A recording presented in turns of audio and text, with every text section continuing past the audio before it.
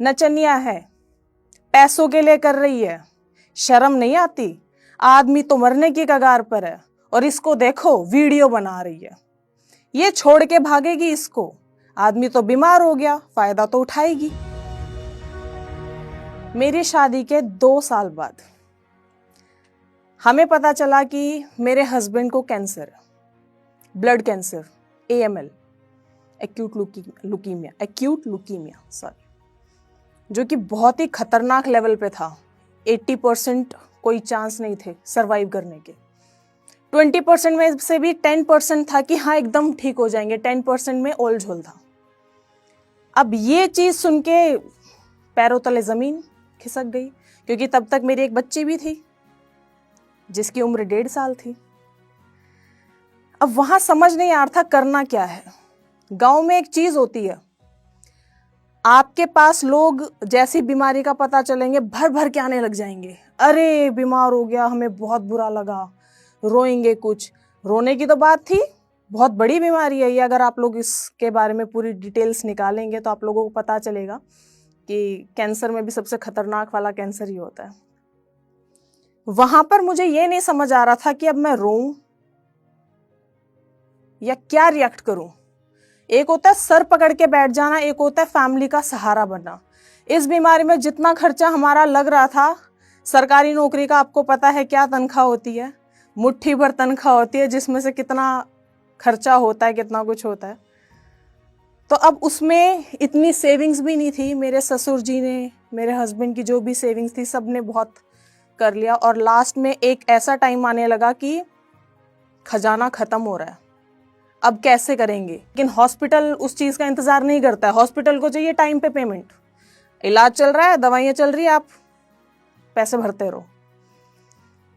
अब ये चीज देख के रोज की टेंशन, करें क्या। अब मुझे था कि या तो मैं सर पकड़ के बैठ सकती हूँ या मैं सहारा बन सकती हूँ। एक दिन मेरी फ्रेंड है, उसका अचानक कॉल आया, मैं हॉस्पिटल में थी, वो मुझे दीदी करके बोलती थी। उसने मुझे बोला, दी मैं आपकी ब्लड को लेकर तो कोई हेल्प नहीं कर सकती, क्योंकि उसके भी ग्रुप में नॉन नहीं होंगे। O- बहुत ही रेयर आप लोगों को मिलेगा, और प्लेटलेट्स, ब्लड ग्रुप इजिली ऐसे नहीं चढ़ाया जा सकता किसी को, बहुत सारे रेस्ट्रिक्शंस होते हैं। तो उसने कहा, दी पर मैं एक हेल्प कर सकती हूँ, मैं आपको एक प्लेटफॉर्म के बारे में बताती हूँ, आप उस पर वीडियोज बनाओगे ना तो आपको फाइनेंशियली हेल्प मिलेगा।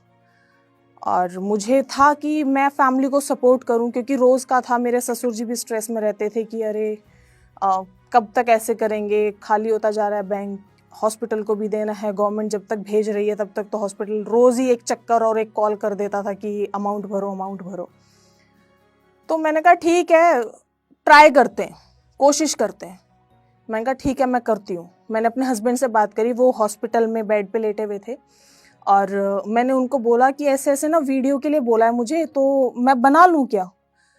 उन्होंने कहा तुझे जो अच्छा लगे वो कर, क्योंकि उनकी नज़रों में, सबकी नज़रों में, इवन दो मेरी नज़रों में भी ये था कहीं ना कहीं कि सर्वाइवल चांसेस बहुत कम है मेरे हस्बैंड की। लेकिन मैं वो 10% को ना सब कुछ मान के चल रही थी कि 10% 80% है, और जो डॉक्टर ने 80% बोला है वो 10% है, क्योंकि कहते हैं ना पॉजिटिव एनर्जी बहुत बड़ी बात है।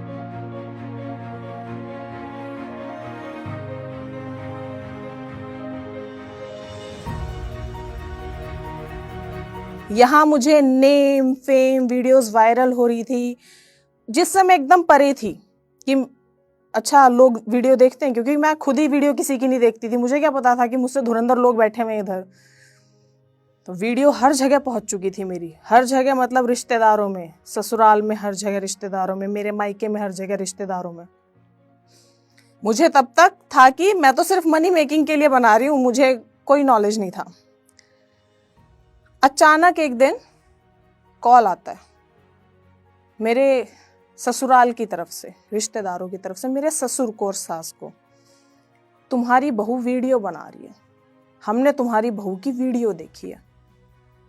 अब मेरे सास ससुर को उस टाइम तक पता नहीं था, मुझे भी नहीं पता था, क्योंकि वो लोग तो एंड्रॉयड यूज ही नहीं करते, और मैंने हस्बैंड से ही परमिशन ली थी उस टाइम तक। तो उन्होंने मुझसे पूछा ऐसे ऐसे बात कर रहे हैं, तो मैंने कहा हाँ, मैंने अपने हस्बैंड से परमिशन ली थी उस टाइम, और ये रीज़न था, इस वजह से मैंने वीडियो बनाई। लेकिन वो बात बहुत बड़ी हो गई थी, मेरे सास ससुर भी उस टाइम यही चाहते थे कि मेरा माइंड डाइवर्ट हो रहा है, मैं खुश हूँ, और कहते हैं मियाँ बीवी राजी तो क्या करेगा काजी, उनका मेन यही था। लेकिन जो रिश्तेदार थे उन्होंने वो जो कहते हैं ना कि बारूद भर भर के जो बम बना रखा था, वो बम इतना खतरनाक था और इस हद तक फटेगा मुझे नहीं पता था। गांव में बात होती है वो क्या क्या बात होती है, नचनिया है, पैसों के लिए कर रही है, शर्म नहीं आती, आदमी तो मरने की कगार पर है और इसको देखो वीडियो बना रही है, ये छोड़ के भागेगी इसको, आदमी तो बीमार हो गया, फायदा तो उठाएगी। बहुत बुरी बुरी बातें, ऐसी ऐसी बातें जो शायद आपको झकझोर कर रख देगी। क्यों? छोटी बच्ची को घर पे छोड़ के जा रहे हो हॉस्पिटल में, आदमी बेड पर है, रोज डॉक्टर बोलता है आज प्लेटलेट्स 2000 पे पहुंच गई है, इंटरनल ब्लीडिंग का चांस है, प्लेटलेट्स लेके आओ, प्लेटलेट्स मिल ही नहीं रही है, ब्लड लेके आओ, ब्लड मिल ही नहीं रहा है, रिश्तेदारों को बोलो और नेगेटिव है कोई दे दो, अरे नहीं नहीं हम तो एक बार डोनेट कर चुके प्लेटलेट्स, हम नहीं प्लेटलेट्स डोनेट करेंगे, हम नहीं ब्लड डोनेट करेंगे। रिश्तेदारों का जो काम होता है वो काम उन्होंने नहीं किया। उन्होंने वो पानी में आग लगाना, चिंगारी में कहते हैं घी डालना, वो सारे काम तो उन्होंने बखूबी किए।